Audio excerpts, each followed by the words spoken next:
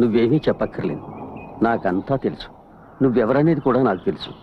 నువ్వు మంచివాడివి. ఇక అన్నీ నువ్వు అనుకున్నట్టే జరుగుతాయి.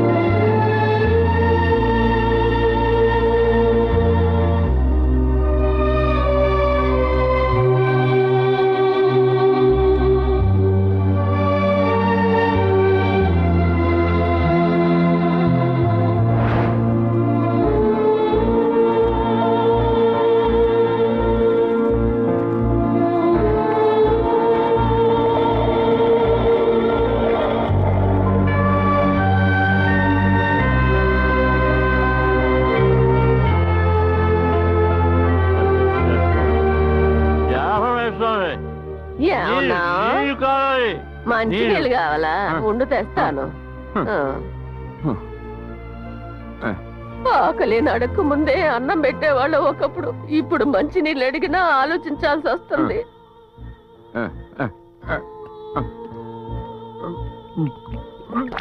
ఏంటలా వస్తావు? ఈ నీళ్ల కోసం ఆవిడ దూరం వెళ్లాల్సి వస్తాను తెలుసా? ఏదో అవిటి అడువని వదిలేసాను. ఏదో పాపం కదా మంచి నీళ్ళు ఇస్తే నలకలున్నాయంట. ఈ రోజు నా తలా తాగాలి, వాడి తలా తాగాలి. చెన్నకేశ్వ ఏంటి బాబాయ్? ఎక్కడికి కత్తి పట్టుకుని బయలుదేరావు? ఇవాళ తల తెగిపోవాలి బాబాయ్. ఎవరి తలరా తెగిపోయేది? ఈ భూమి దాహాన్ని వాడి రక్తంతో తీరుస్తావా?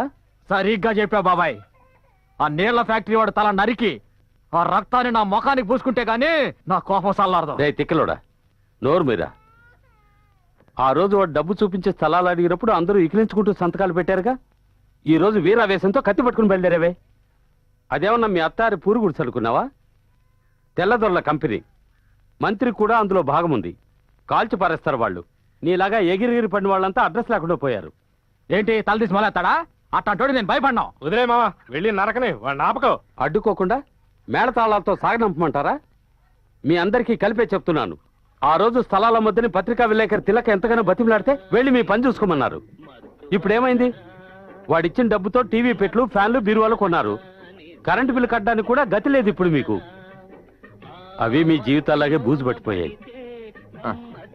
ఎవరో బాది కొత్తగా ఉన్నాడు? ఎవరు నువ్వు? నీళ్లు ఫ్యాక్టరీ. నీళ్లు ఫ్యాక్టరీకా? చూడు, తిన్నగా వెళ్ళి కుడి చేతి వైపు తిరుగు. అక్కడ పెద్ద కొళాయి ఉంటుంది. అదే మా జీవితాలు నీలా కావడానికి ఆ ఫ్యాక్టరీనే కారణం. వెళ్ళు. వస్తాను. వెళ్ళాలి. అటే వెళ్ళు.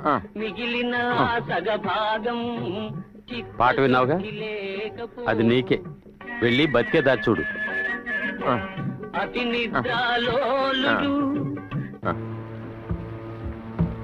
నీ పేరేంటి? అయ్యప్పండి. కొత్తగా చేరావా? అవును సార్.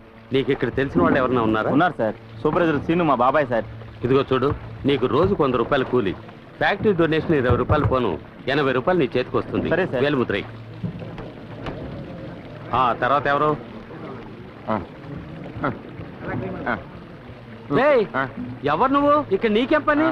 పని కావాలి. ఓయ్, కాళ్ళు చేతులు సక్రమంగా ఉన్న వాళ్ళే పని చేయడానికి కష్టపడుతున్నారు. నువ్వేం పని చేయగలవు ఇక్కడ? ఫ్యాక్టరీలో పనిచేసిన ఎక్స్పీరియన్స్ ఉంది. ఏంటి? ఎక్స్పీరియన్స్ ఉంది నాకు. చూడరా, ఇంగ్లీష్ మాట్లాడుతున్నాడు. అవును, ఇది నీకు ఫ్యాక్టరీలో జరిగిన యాక్సిడెంటా? నేను పుట్టినప్పటి నుంచి ఇంతేనండి. ఇలా చూడు, నీకు డైలీ 100 రూపాయలు కూలి, 30 రూపాయలు ఫ్యాక్టరీ డొనేషన్ పోను, 70 రూపాయలు చేతికి వస్తాయి. వేలుముద్ర వేసి రేపటి నుంచి పనిలోకి వచ్చాయి. నాకు సంతకం చేయడం వచ్చింది. అదేందయ్యా, మాటలు సరిగ్గా రావడం లేదు కానీ ఆటోగ్రాఫ్ ఇస్తాను అంటున్నావు.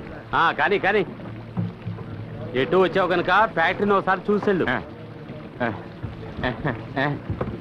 థ్యాంక్స్. ఏంటో పాపం. ఏయ్ ఏయ్ ఏయ్, పొద్దున్నుంచి ఇక్కడే ఉన్నావా? ఇంటికెళ్ళు. ఇల్లు లేదండి. ఇల్లు లేదా? ఒంటరి గాడివా? అవును. సరే, అక్కడ కనిపిస్తుంది చూడు షెడ్డు, అక్కడికి వెళ్ళి పడుకో. ఏంటి, ఎవరైనా అడిగితే ధర్మరాజు తాలూకు అని చెప్పు. ధర్మరాజు తాలూకు అని చెప్పాలి. నాకు చెవుడు లేదండి. నీ గనక అన్ని సక్రమంగా ఉండుంటే ఈ ప్రపంచాన్నే కొనేసేవాడువయ్యా. సరే గానీ లోపలికి వెళ్ళి పడుకో. రోజు చీకటి పడగానే ఫ్యాక్టరీ నువ్వు రౌండ్ కొట్టు, సరేనా? ఒక నైట్ వాచ్మ్యాన్ జీతం లాభం.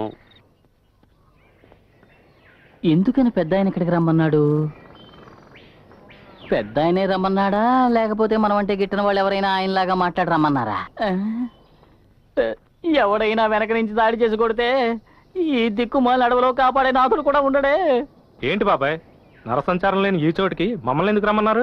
నాకు ఫోన్ వచ్చింది, తిలక్కని మాట్లాడుతున్నాను అన్నాడు. తిలక్ గారు బతికే ఉన్నారా? 12 గంటలకి మన వాళ్ళందరినీ తీసుకొని తప్పకుండా ఇక్కడికి రమ్మని చెప్పాడు మన తిలక్. తిలక్క ఎక్కడ ఎక్కడ? ఎందుకు అలా అరుస్తావు? బాబాయ్, మీతో ఫోన్ లో మాట్లాడింది నిజంగా తిలక్కేనా? ఏంటి నీ అనుమానం? తిలక్ గుంత ఎలా ఉంటుందో నాకు తెలీదు. అంటే ఇప్పుడు ఇక్కడికి వస్తాడా? అతను చూసి చాలా కాలం అయింది.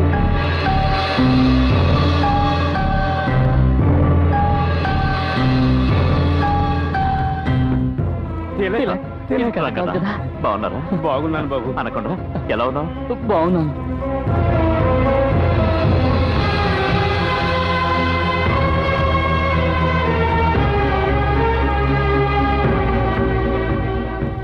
నువ్వు లేని ఈ 3 సంవత్సరాల్లో ఎన్నో ఘోరాలు జరిగిపోయాయి. కమిషనర్ గా ఉన్న ఆ నాగరత్నం ఇప్పుడు తెలుసు రంగన్న, నా శరీరానికి ట్రీట్మెంట్, నా మనసంతా ఇక్కడే ఉండేది. ఆ రోజు కమిషనర్గా ఉన్న నాగరత్నం ఈ రోజు డీజీపీ అయ్యింది. ప్రజలకి లేనిపోని ఆశలు కల్పించి గోల్మాల్ చేసి మళ్ళీ మంత్రి అయ్యాడు సింహాచలం. పేరుకు మాత్రమే ఒక సీఎం, నిజానికి వాడే సీఎం. వాడికి అంత పవర్ ఉంది. అప్పుడు లక్షల్లో లంచాలు తీసుకునేవాడు, ఇప్పుడు కోట్లలో తీసుకుంటున్నాడు. ఆంధ్రప్రదేశ్లో అన్ని జిల్లాల్లోనూ వాటర్ ఫ్యాక్టరీస్ పెట్టాలని సింహాచలం డీజీపీ నిర్ణయించుకున్నారు. ఇదేగా చెప్పాలనుకున్నది. ఏంటి ఇది? మేము నీతో చెప్పాలనుకున్న విషయాలన్నీ నువ్వు మాతో చెబుతున్నావు.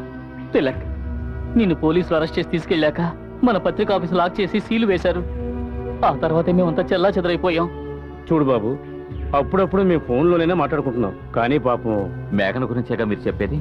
తన్ని కాంటాక్ట్ చేయాలని ఎంతో ప్రయత్నించాను, కానీ ఎక్కడుందో తెలియలేదు. నేను చెప్పేది అందరూ జాగ్రత్తగా వినండి. నేను బతికే ఉన్నానని ఎవరికీ తెలియకూడదు. నన్ను కాంటాక్ట్ చేయడానికి ఎవరు ప్రయత్నించొద్దు. అవసరమైతే నేనే కాంటాక్ట్ చేస్తాను.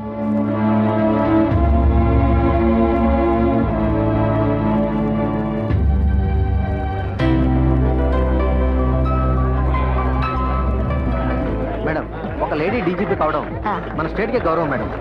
We are really proud of you madam. నమస్కారం మేడం. ఎలా ఉన్నారు? ఓకే ఎవరా? Congratulations madam. Is my only son madam. Hi.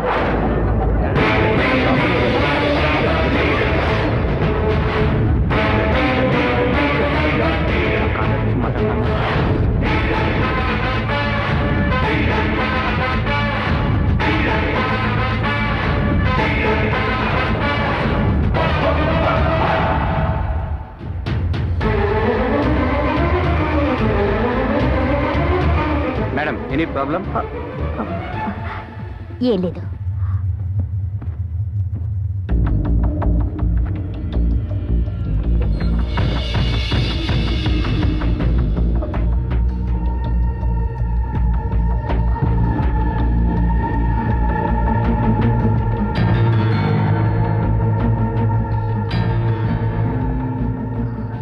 Hello, ఎవరు మీరు? నేను డీజీపీ నాగరత్నాన్ని. చెప్పండి మేడం. మంత్రి గారు ఉన్నారా? సార్ ఒక ముఖ్యమైన మీటింగ్ లో ఉన్నారు. సెల్ నా దగ్గర ఉంచారు, రాగానే చెప్తాను మేడం. ఏ తిలక్నే? అదేరా ఆ పత్రికా విలేకరి. అక్క వాడిని లేపేసి 3 ఏళ్ళు అయింది. ఇప్పటి వరకు నేను అలాగే అనుకున్నాను.